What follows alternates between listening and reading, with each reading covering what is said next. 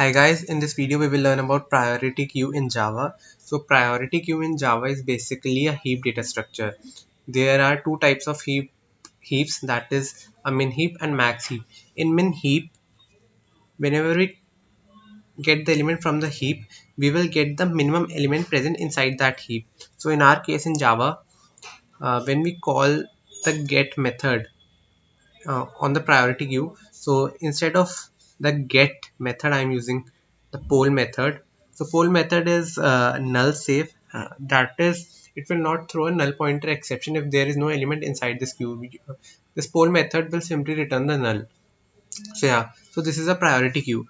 So when you don't pass any arguments or comparator interface or collections method, this will by default will be a min priority queue. So min priority queue will return the elements in ascending order, that is the minimum element first, then the element greater than the minimum element, and so on until the greatest element.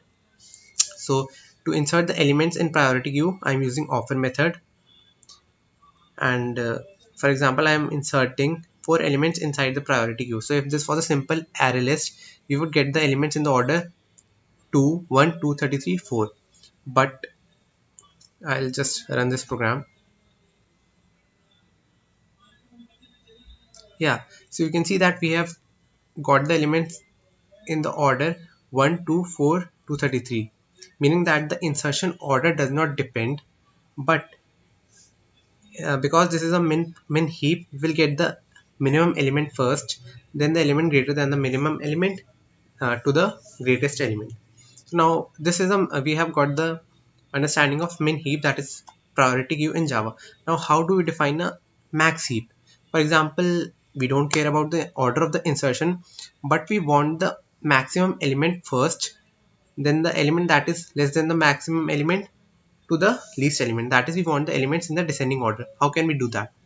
We will simply pass the argument collections dot reverse order, and I'll run this program again.